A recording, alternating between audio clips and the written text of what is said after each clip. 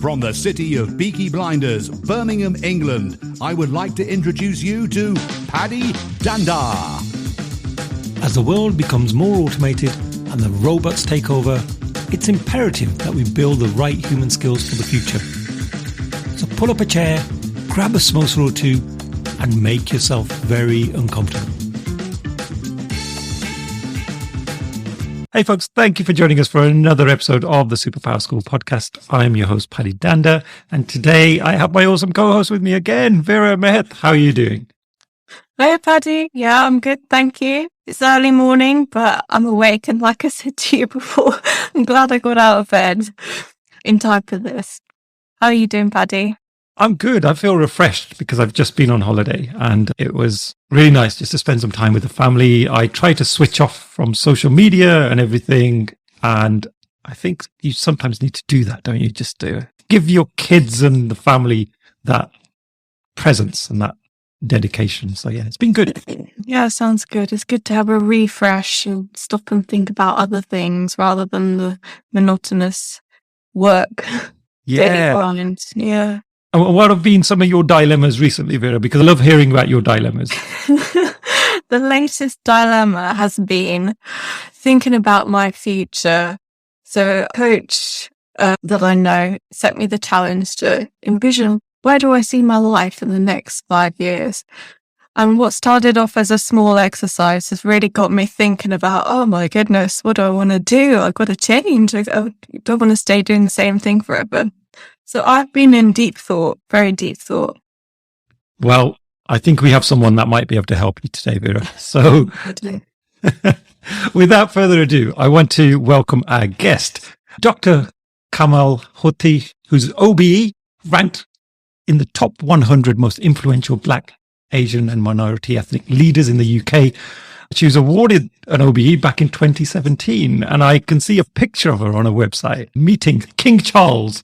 So I'm really curious to know some of the stories that she's got for us today. And I am even more excited because we've got 3 Punjabis on a Zoom call together. And yeah, there might be some Bhangra at some point, but yeah, that's just a sign of the times. I think it's amazing to see that. So Kamel, thank you for joining us today and welcome to the show.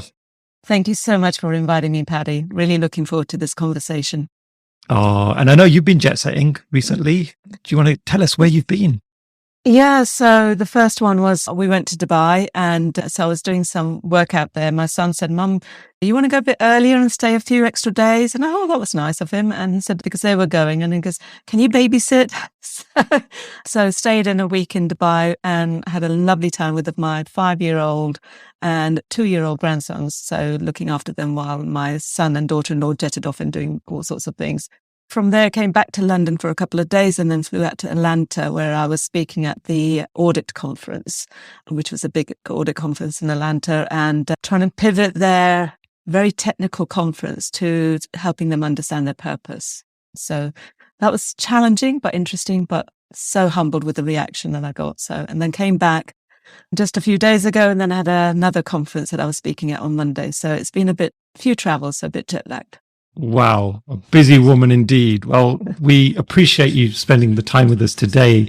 And that brings me on to, what superpower would you like to bring onto this episode? So actually just talking on through what I talked at Atlanta about, I think it was very hard to pin one down, but I would love to talk about purpose. For me, that's the catalyst of everything that's driven me, whether it's in my personal life or in my career life. And it's helped me in a number of ways, but it's also forced me to face into a few things that have been quite challenging as well. So purpose is the key one I'd love to focus on. I know you've got an extraordinary story and background. So would you care to tell us a little bit about your journey? Yeah, sure. So if I start with my career first, so to be honest, I wanted to be a doctor or a nurse. That was my vision. But we came here in the 60s, and unfortunately my father, who was a civil engineer, like many, wasn't able to use his skills. So he became quite bitter. So he didn't allow me to go on to further education. So really that was out the frame. But ended up getting a job as a cashier in a bank. And I speak several languages in our community. And then suddenly the community heard there was this little Indian girl on the counter that could help us navigate banking. So I started realizing that actually I had something to add, and that's when I talk about purpose and you can help your community. And a few decades later became the first ever Asian bank manager in the UK, which was so exciting, but at the same time very challenging because they appointed me in a branch called Walton-on-Thames. And if you're here in the UK, if you know Walton-on-Thames, it's the most upper class British area that you could put somebody that like me as a woman and a woman of colour.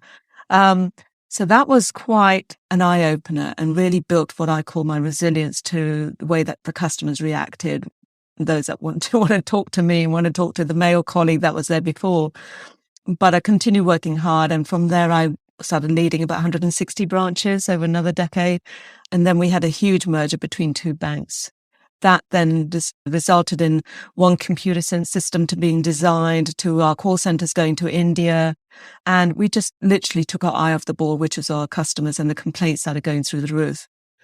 And one of the things that I feel that I'm always conscious about, I don't think I have all the answers, but I couldn't understand what was going on. So I created an initiative called Working Together Smarter, which was bringing in people from the back office to front office to collaborate, to really understand which process was causing what niggle. And we identified about 3,000 little niggles that we improved, and my area started doing really well. And I'd always want to praise and call out, I call my hero, but nowadays I think you call them allies. The executive director saw the data and he was curious about why I was doing so well. And he came down to see me and I explained this initiative I started. And then he went off and he said, really good. And he left me his calling card.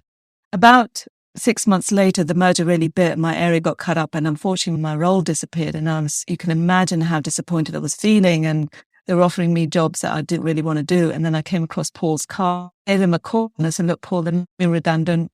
And he said, yeah, I remember you. And he goes, why don't you get on a train? Come and talk to me. And it's the first time, Paddy, I got on the train, went to see Paul. And he said, look, I loved your initiative. I haven't had the time to implement it. Why do you come and work for me? And let's roll it out over 2,500 branches. So if there's any listeners out here who, I mean, you can imagine my stomach just fell through the floor. I didn't even know what the back end of a bank looked like. But it was with his confidence in my initiative, that's what gave me the courage to step over. So jumping from retail to another division that I didn't even know what it looked like, I think I would encourage anyone not to get too hung up about, I don't know about this area, or haven't got this. The knowledge you can learn is the skills that you bring across. And it was doing that initiative that I'm proud to say did really well, and I became more senior and senior. But as I was the only woman now of colour working in head office environment, the microaggressions, or a Paddy in, I call them paper cuts. When somebody will say something or somebody will ignore you, especially if I was the only woman sharing a room full of men. Oh, it's a little Indian lady, come and pour the tea. And to be honest, I was colluding with them and I said, yeah, no problem, because thinking if I could please them, I could win them over, but it was just getting worse. Those microaggressions, I think, really started playing on my mind, and I wasn't really getting what I wanted to get through. People were asking me, challenging me constantly, which was so unfair. And so I started talking about other ethnic minorities, other women, to see what, did they feel like this? So I set up the first ever ethnic minority network and women's network across the banking industry. And there was someone from the government who heard me speak, and they said, enough pitching for the Olympic Games here in London in 2012, but we need to improve our supply diversity across procurement. Could you lead the task force for us? It's a voluntary role. It's in the evening. To be honest, ladies and gentlemen, I didn't even know what they were talking about, procurement, supply diversity. But it's a voluntary role, and I took it. And if I could encourage anyone, I love your quote on your website, Paddy, that you talk about when Gandhi said, when you're in the service of others, that's when you really truly find yourself. And I did that role, and the first meetings were a total disaster. I couldn't understand the jargon. But 18 months later, it's the best white paper across government. It really shifted the way they procured contracts. It became the key thing, the bid for the Olympic Games, which we won in London. And then my bank became the headline sponsor. But what it did for me, it was the first time outside of my organization, people thought I was so much more senior. They were hanging on every single word I was saying, that it really boosted my confidence. So when you do volunteering outside of your sector or anybody else, I think that it really is not just for others. You do get so much back. And it was on the back of that I'm married to an entrepreneur who's constantly saying access to finance was difficult, that my bank didn't, and we're the biggest bank, we didn't have the products. We were putting adverts on ZTV channel, the Asian channel, mid-afternoon, trying to attract him, but my mother-in-law was watching it.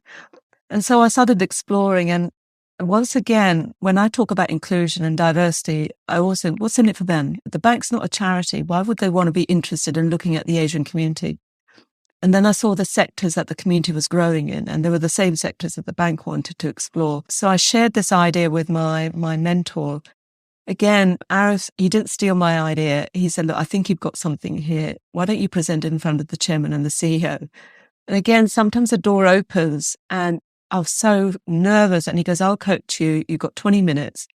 And they loved it. But so they said, why don't you come and get seconded, work under Arif? But we haven't got the budget to backfill your role. And this is when I'm talking about purpose. I felt I had something here that I wanted to do it not just for the bank, but for my community. I could see the entrepreneurs. There was all this negativity, a bit like now, about all of these immigrants coming in and so forth. But yet we were adding so much value to the bottom line of here in the British society that I wanted to showcase them. So it was, for me, it was more about a bit of quid pro quo. If I could help my community, it'll help the bank. So I took on that risk and they said, look, we haven't got the budget to backfill your role. That means in 6 months' time, if this isn't successful, you lose your job. It was a bit of a challenge talking to my husband, trying to convince him I was going to take on this risk. But when you do find purpose, as I said, it really pushed my fear away. It pushed I had a bully voice. I always call it a bully voice, that microaggression in your head. That's always saying you can't do this or you shouldn't be here. But that when you have purpose, it really dialed down that voice in my head. I really passionately wanted to do this. So I jumped across.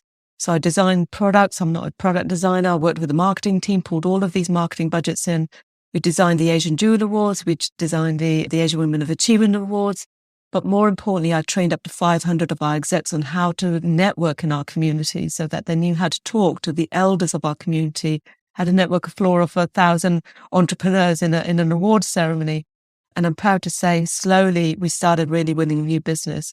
And my profile started getting higher and higher. And then my third hero I'll call out here is Truett Tate, this tall American who came from Citibank, saw what I was doing. And they said, well, why don't you come across corporate banking and let's take this globally? Once again, I'm talking about a career of nearly 40 years of 3 individuals. And I'm trying to crash it in. But they were pivotal in my courage to move across. So I worked for Truett. And I loved his empathetic style and his leadership. He was so authentic. And that's where I think I got my courage to be myself. And I'm proud to say we became leaders in the market within 4 years. And then Paddy, you probably heard about the 2008 banking crisis. We were the strongest bank. We were asked to rescue another bank and unfortunately took us down with it. And our share price tumbled from £10 to 22p. The government, which felt a bit unfair, asked a new board to be appointed. Antonio came from Santander. It became very Portuguese and Spanish. And Truett spoke to the new CEO and said, look, you're going to have to rebuild trust with customers and pride with colleagues. This is a woman here who's done it creatively for me before. Maybe she'll stay on. So I was asked to stay on and once again jumped into the CEO's office to really look at a creative way of doing all of this stuff. We were now 80% owned by the government. So then I started thinking, Vera and Paddy, if volunteering could have done that for me, really pushed me to understand my purpose. Could I find something that I could do that for my colleagues?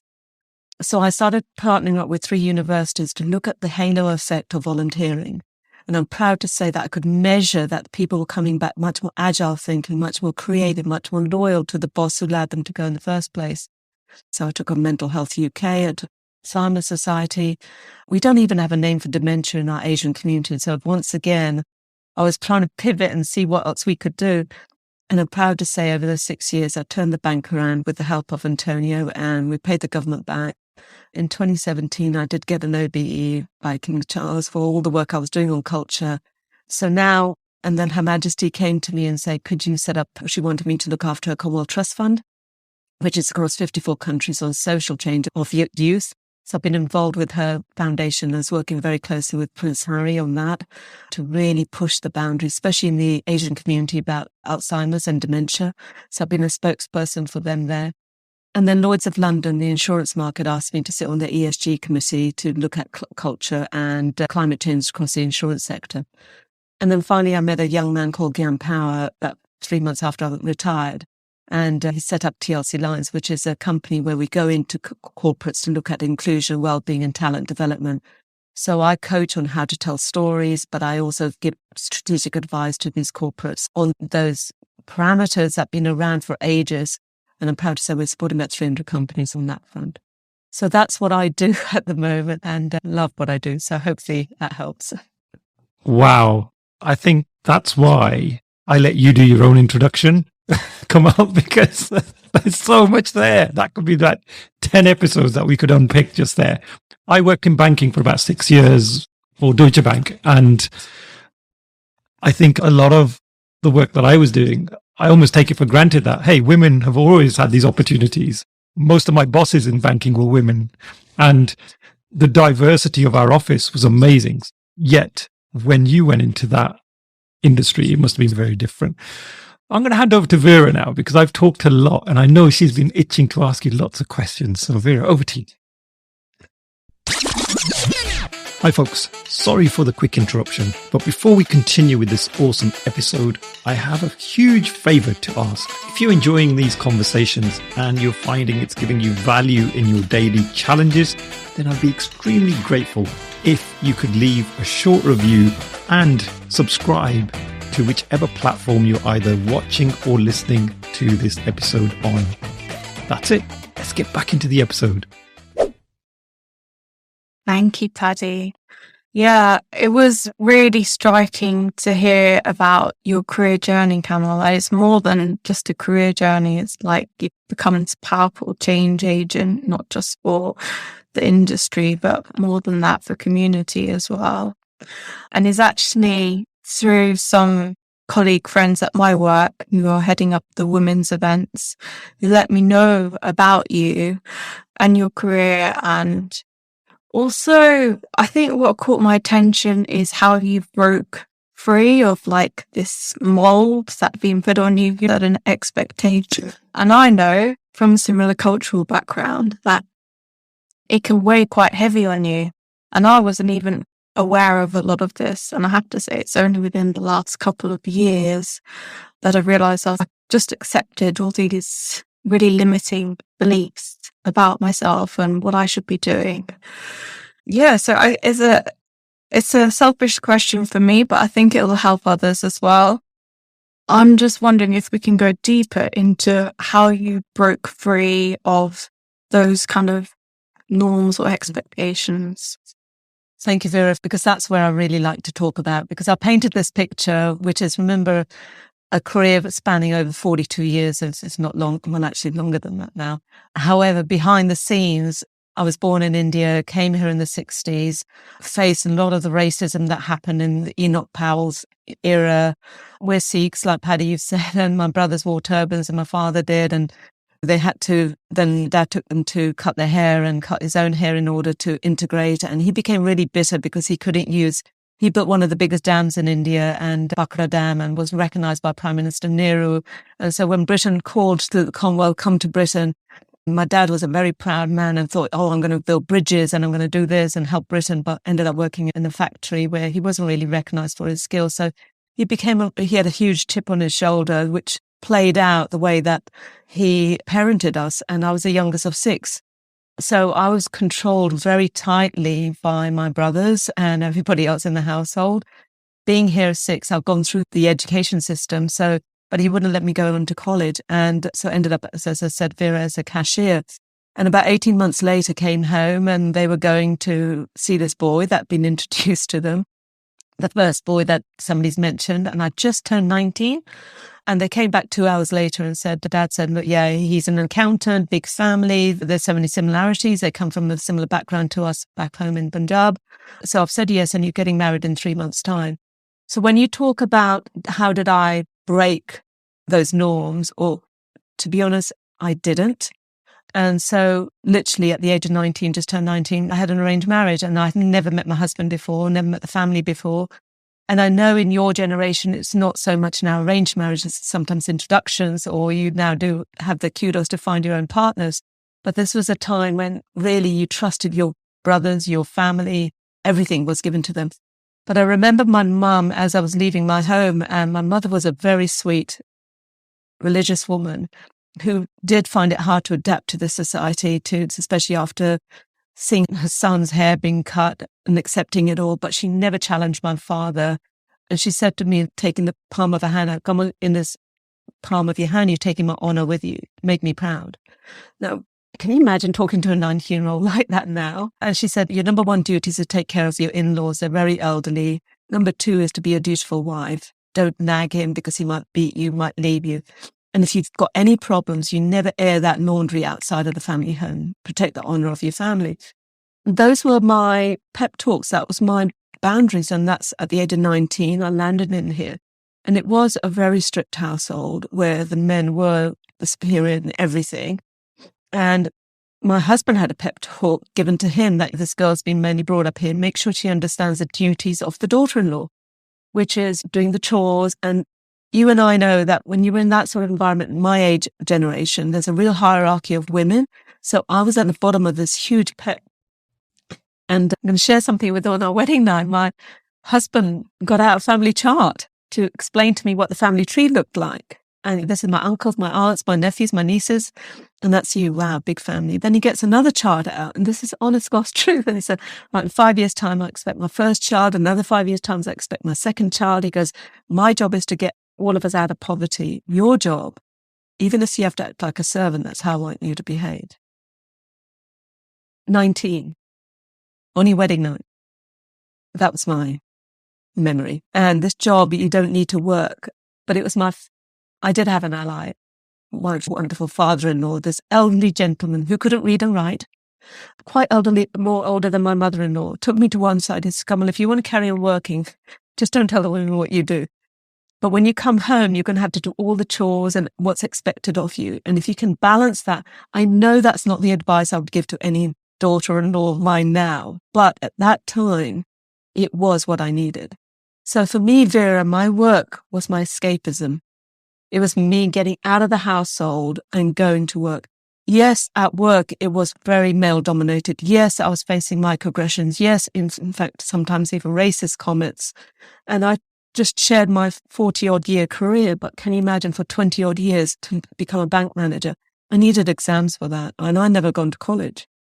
And again, once again, it was Dad's wisdom. He said, look, can't you do these exams at home? So I started ordering these books by correspondence, and when everyone would go to bed, I'd get my books out. And my father-in-law would see the light on and he'll come and sit next to me just to encourage me to carry on. So you can't do this on your own. This is not just a Kamel show. There are people in my life that if I hadn't been there, I would never become the woman I became. And it was his encouragement that I got through the exams. When I became the first ever bank manager, they wanted to do all this PR, first Asian woman bank manager. I was too scared because I didn't want to tell anybody at home. So I didn't even talk about it. We didn't celebrate it. So when I was coming home, it was like, okay, being very subservient because that's what my role was. But unfortunately, as I got more senior and senior in my profile, especially the Asian strategy, I was talking on TV, I was doing radio interviews. So no matter what was happening in my career, and trajectory sounds really great, but remember, I was also challenged quite a lot in the banking world. But for me, that was nothing compared to the challenges I was facing at home. So that's where I think the resilience came. They can't harm me at work. But when I was doing something, when I was finding my purpose in a project or creating something that I was making a difference in the work life of my customers or my colleagues or leading them with empathy, I felt I was creating a world that I wanted back home. And I think that's when I talk about purpose. When you find purpose, it gives you that resilience. It gives you that empowerment to go and do something. So slowly, I think at home, Vera, what really started helping was people do change. And mother-in-law became my biggest ally, my biggest advocate at home because she saw actually Kamel's not changing our environment. She's not coming home and what they were fearful of being westernized and refusing to do things, refusing to go to the weddings or the funerals or whatever the daughter-in-laws are responsible for. In fact, she's coming home. And so when they chose to live with me, she became my protector. She became my advocate and talking to the community about me. And she passed away just before the first lockdown, 3 years ago. And now I'm the most senior woman in the household. And I've got, the sons are married. I've got 2 daughter-in-laws. So life is a new chapter for me. And I'm learning now to be a modern mother-in-law. And I really want to shake that up. And I'll talk about that in a moment. But so to answer to your question, was just a long one. What you see sometimes, and when you introduced me, Dr. Kamel Hothi OBE, people think, oh gosh, wow, you've got there and it must have been easy for you, or that's what you see and that's what you read. But everybody here, I'm sure, listening in, including yourself, have your own personal stories. And it's not a competition about my story is more traumatic than yours. Is how do we learn from those challenges, usually in our personal lives, is banking those challenges, learning from them in order to move forward. And sincerely, I always ask Vaheguru, how can I be a better version of myself today than I was yesterday? What can I do to help somebody else that they wouldn't have to go through what I went through? And when I get feedback, or when somebody will come to me and say, oh, thank you so much, or this is, I'm not, that fueling of the soul is where I think we all need to be. I'm just going to pause there. I don't know. It's a long answer to your one question, Vera, but hopefully it's given you a bit of insight to really the real Kamel. Yeah, I could keep listening. But wow, that really does show how powerful a purpose can be. Yeah, so I had been thinking, how do I break free of all these limiting beliefs? And I guess maybe if you just focus on your purpose, it pulls you out of that anyway. And I really resonated as well with how you had allies. Paddy, what are your thoughts? Oh God, I had a lump in my throat there as well, Kamel, because I resonated with some of those stories, not because I've personally been through them. I even remember when I got married, and I'm an only child, so I had a duty to my parents. And so they had always said to me, it'd be nice if you could, when you get married, live in the same household. And so we do. We live with my parents now. And my wife, in those early days, had lots of similar challenges, not that extreme, but there's a massive adjustment and there's a lot of expectation on her. So I tried to partner with her as much as I could, but I wasn't equipped. I just had no idea, never been through this situation before. And so I can totally relate to some of those kind of moments. And now people say to me, oh, Paddy, you're really lucky. You've got a babysitter at home. Like, your parents live with you. And I'm like, yes, but you don't see all of the other aspects of living in a big family, because there's always ups and downs. And I have to say, I am very blessed and they are cool. My parents are really cool. But there are moments when, your wife's going, oh my God, your mum's doing my head in, or someone else is having a complaint. And it's just like, I'm stuck in the middle. How do I deal with this? So I totally relate to some of that. So on that note, Paddy, which is when I said I'm trying to be a modern mother-in-law, having gone through 38 years of not more with my own mother-in-law, who's a very dominating individual, in some ways protected me, but other ways was very dominating. So even if I remember the scenario, I was actually with Her Majesty Queen in Buckingham Palace, 58 ambassadors, I was hosting them and all of this stuff. And then I come home thinking full of pride and then when I come home, my mother, you put too much salt in the dal last night. Okay, bump back to ground level. And so all I would say is, I want my daughter-in-laws to have careers. And we have these pep talks, and I want them to, if they don't want to have a career, that's fine. So Priya's a assistant deputy head teacher. She's got twin sons who are just turned 4, so she's working part-time. Parmi worked for Disney, now she works for Sky, and she wants to go back. She is now full-time, and she's just had, her youngest child is 2 years old. So I've got these 4 grandchildren and all the sons as well. But more importantly, it's my sons that I hope in the last 8-10 years is trying to help them navigate to be different type of husbands. Their father has done us so proud financially and got us to where we've got to, and created this huge property business, which my sons now as an architect and an accountant have come back into the company and they've taken it to another level. But we're really learning from our uncles. We're really learning from our other elders and previous lives of what worked well and what doesn't work well. How do you support the next generation? They're much more risk takers than my husband is. My daughter-in-laws are much more feistier than I ever could even imagine talking to somebody like the way. But actually, life has moved on. And when you talk about extended family, so we were living in one big house. And then when my younger daughter-in-law became pregnant again, I sat my husband down. I said, look, to have 4 grandchildren under the age of 3 at that time in one household with them, the boys in a business together. There was such a huge risk that, like you say, if tiny little things go wrong and, the daughter-in-laws get involved, then the sons will get involved. And I said, there's a risk here that we have to man up, that there must be another way to live in an extended family. So we actually took the courage to move our younger son out. And I remember him asking, so Mum, have we done something wrong? Or I said, no, I'm just trying to help protect the future of our inner circle. And now Priya and David, they've been living with us for 8 years since their marriage. I think it's time for them as well. So the household, which he designed and built as a beautiful home, I'm very privileged to be living here. And our mother-in-law's gone as well, so her annex is free. But however, they do need their space. Even though there's enough physical space, it is that mental space. So maybe in about 18 months, we'll be leaving this home and moving out. But the connections are there, that I'm available when they need us.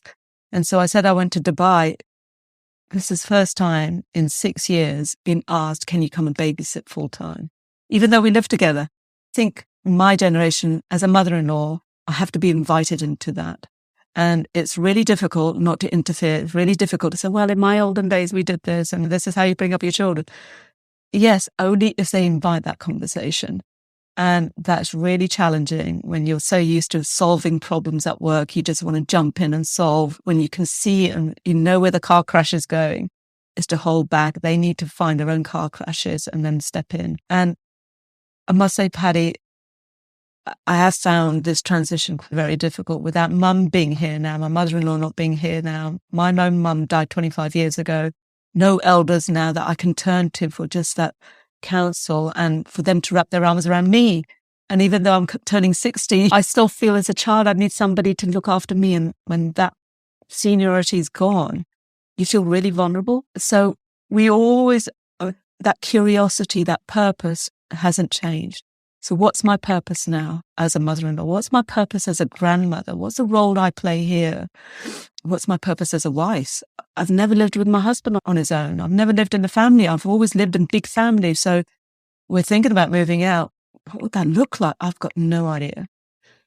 But it's for the bigger purpose of the family, the bigger purpose of my children.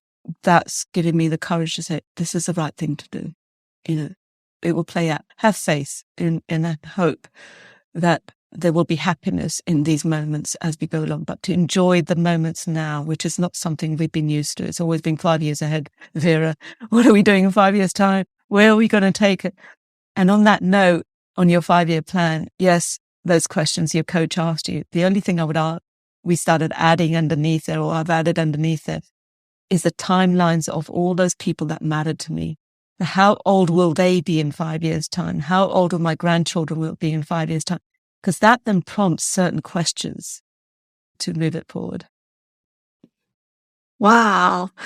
Yeah, there's so much there because I'm realizing now purpose isn't just about one thing. From what I've been hearing from you, it's like a lifelong discovery and it's always changing and it's not just dependent on what you want, but those you care about, your family as well. And I know there's some things we letting go of from our culture, but there are also some fantastic things to keep as well. And that is like the valuing the family, keeping connected. And at that point there, I know especially females in our communities got so much pressure and they don't want to be their mums or their mother-in-laws because that's the first thing we admire you, what you've done in your career, Mum, but we do not want to be the daughter-in-law that you've been. I understand it. I get it. I don't want them to gone through what I went through. However, I would say there's an English saying, don't throw the baby out with the bathwater. There are so much goodness in our culture, our framework of support, structure, community support. Surely that's what's missing in society at the moment. Everything's about being independent. Absolutely. Stand on your 2 feet. That's what I want my children to do. That's what my grandchildren. But that doesn't mean don't step back. And don't be open to wisdom of others and mentoring of others, even though there might be relations or whatever. It's learning and listening. It's up to you what you take in, but don't be so arrogant to think, I know how I want my life to live. Trust me. As I said, I'm 60. I'm still learning. I love having these interactions. And the reason I agree to this is, what can I learn from this today? What is it more that I can do that I may not I've been blinded to? So be open, be curious about life in general, but understand your purpose and your values. And if you stick to those, I think that's a good navigating point of, is it about money? Is it about titles? Or is it about giving back? Whatever that might be. Then you feel a bit more content with where your life is taking you because you're living to your purpose, your values, both at home and at work. It's really interesting you say that, Kamel, because I read lots of research about how we've never been more lonely than we are now. And society generally feels very lonely. So having that support network around you, especially that family unit, I think it can be just a godsend for many people just to have someone to lean on. And as you mentioned, having your elders around you as being that blanket of support, do totally understand where you're coming from on that. Now, my question that I had was around, how do you find your purpose? Because if somebody out there is thinking about what is my purpose, then we often have lots of things that we're really passionate about. But can you give us any tips and even a process that people could follow to find that purpose, that thing that they should really focus on? Well, first of all, Paddy, like Vera, you summarized it really well, that purpose changes, and the word purpose can be quite big. Dr. King had a purpose. Gandhi had a purpose. Those are iconic individuals. They had a vision and they followed that purpose. But purpose for me, when I go back into my career, in the beginning was the branch. I wanted to build it into this branch that is my second family, I used to call it. They are like my second family. So for me, purpose is actually, where do I get my happiness from? What is it that makes me go into work really skipping in, doing something that, or it's a project that I can visualize. There's so much here we can improve upon. That used to get me excited. So maybe it's not, the word purpose is too huge. It could be just purely, what is it that you're doing that you want to say, this is my legacy?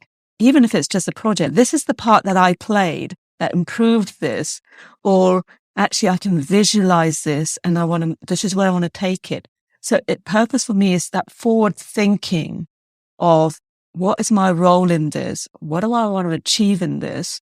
And then measuring yourself against it. And through that journey, as you get used to always constantly thinking about what's your role in this project, in this team meeting, is then, you know what, today I'm going to sit back and allow Vera talk. I notice that other people won't allow her to talk. My purpose today is going to be in that meeting. I'm going to say, hold on a minute. I think Vera had something to say. I've heard about her idea, and that happens. That was my purpose. I achieved it today. You know what? I felt good about that. Vera felt good about that. It made the other person be quiet. They heard us. So it could be simple as that, as how my purpose today, I want to be a better ally. I want to allow other people to talk. Or, you know what? I'm going to be quiet. I always jump in with an idea.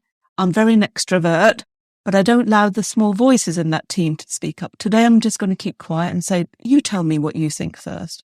So for me, Paddy, the word purpose can be very massive and it drowns people. Well, I haven't got a purpose.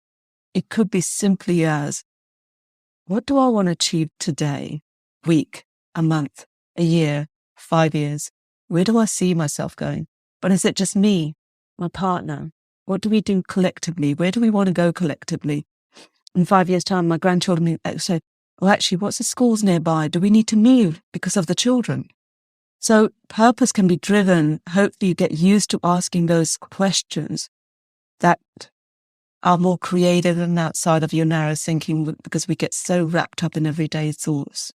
Does that help? Yeah, 100%. I think for me, that's really interesting that you break that down into purpose. Just doesn't have to be this big thing. Like, why am I here on the planet? That's a big question. I think that's when it gets overwhelming. It's like, well, now I've got to put lots of pressure on myself to justify my existence. Why am I here? But if you think about the short-term purposes, that then really helps, because if I think about today, then maybe what's my purpose this week? Then what's my purpose this month? It becomes a lot easier, doesn't it, when we break things down? So the other question I had, I mean, you have got some phenomenal experiences Kamel, you talked about how you've met with lots of the royal family, and with it being such a topical topic at the moment, I'd love to hear one or two of your stories of when you've met with some of the royals. Do you have any stories you could share with us? Yeah, sure. My first encounter was actually, he's King Charles now, but he was Prince Charles then. When I don't know whether Vera won't. I think she's too young for that. But the riots that we had across UK, going back that nearly 15, 20 years ago, London was burning, Manchester was burning. There was all of these riots going on, and he then, Prince Charles, was really concerned about communities breaking up and why these riots were happening. So he came to corporates to say, look, I think you might be the answer. NGOs don't have the answers. Charities can't do this. Government haven't got the money. But you are there. You are businesses. What can we do? So I'd just then been pivoted into this role at that same time in 2008. And then they asked me to work with him. So we created the Business Connector program, where we seconded individuals for a whole year. We paid for their salaries to go and find solutions in local problems. So that's my first encounter with King Charles. And he was so hands-on, Paddy. And literally, we ended up making this huge program with other 70 companies jumping in, seconding people, finding solutions. And I remember when I was taking him around, and when you have those police cordons where the motorbike people go in to stop all the traffic, I was in one of those cars and I felt, oh my God, I'm pinching myself. I can't believe this is how to travel really to A to B. So I would say that was my first encounter with him, worked him quite a bit. And he started calling me he couldn't remember my name or couldn't pronounce my name often. And his first encounter would be, oh, you're the friendly banker, aren't you? So that's what he named me. And so when I got my OV, it was very humbling. Another encounter, I would say, my son was always in the Army Cadets and he graduated at Sandhurst, and I met Prince Philip, and I was in the queue, really proud of my son. He was holding the colours up. He was right in the front. And as he came along, Prince Philip being Prince Philip, he goes, oh gosh, we've got a brown person here as well. And the people around me, the shock on their face. But actually, he genuinely was trying to say in a positive way to actually, this is great to see diversity at last breaking Sandhurst. So yeah, I've got memories like that. But then meeting Her Majesty, as I said, especially when we had those 50 odd ambassadors to launch the Commonwealth Trust Fund. And we didn't realize that she was going to turn up, and she did. And she was absolutely amazing. And I've been very privileged in my career and in the Asian strategy. I've met Amitabh Bachchan, I've met Shah Rukh Khan, I've met all of these celebrities that I used to do all of the award ceremonies on, but I've never been so dumbstruck until I met Her Majesty. She's just an amazing woman for somebody who's dedicated her 70 years of her life to service. She inspired me hugely. And Prince Harry, who then was working as a patron, what a lovely young man who was so passionate. And I met Meghan for International Women's Day, and we took her to Africa to do some of the stuff. It's so sad that what happened with the royals, and they could have made such a huge impact. And for me, if I could only take them to one side and say, sometimes life is bigger than you. They've been given a calling card that could have made such a huge impact because people were so admired by them. Youngsters were so listening to every single word Prince Harry and Meghan were saying. That for me is the sad part of what happened, because I could visualize what they could bring to the foundation. But anyway, they're a family. They go through their own challenges as well. Hopefully that gives you a bit of color of what I've experienced. Oh, wow. Amazing. Thank you so much for sharing those. And me and the wife, we've been watching The Crown, and I know it's probably over dramatized or whatever, but it gives you at least an insight into the type of life that some of the royals live. And I have to say, it's very much similar to the Punjabi way in some ways. It's this whole. It is. That's what I mean. I wanted to take Harry and Meghan to one side and say, do you know what? Just be patient. Think of the bigger picture. This will work. But anyway, it's above my pay grade.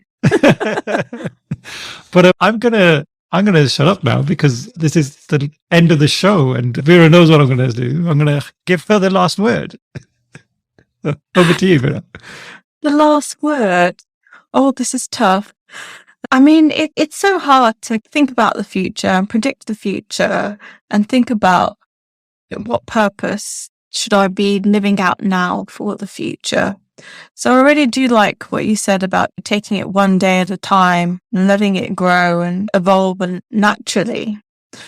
And yeah, but still considering the future, as this podcast is about helping to set people up with human skills for the future.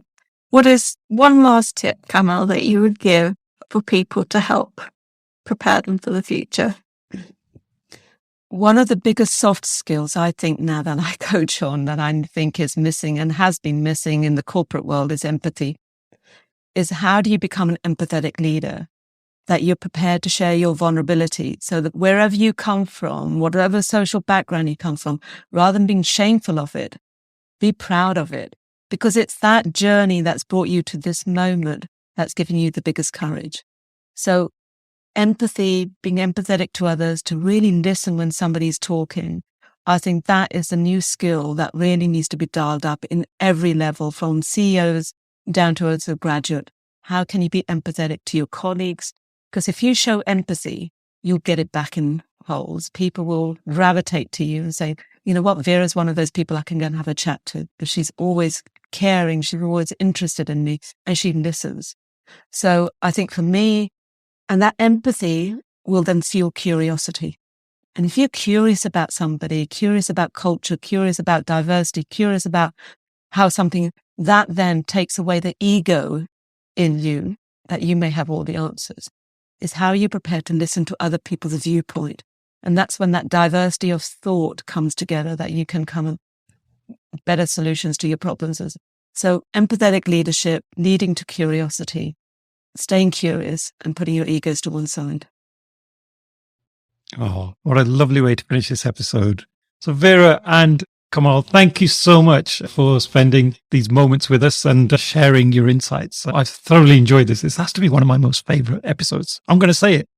It's official. There we go. Thank you so much. Thank you. It's really humble. Thank you. There you have it, folks. It's the end of another insightful episode. And as always, thank you so much for sticking around to listen to this episode and for helping support me and encouraging me to create more content for you guys. If you'd like to get in touch with me directly, you'll find my email address in the show notes, or equally head over to the website and click on the contact link. And I promise I will respond to every single message I receive.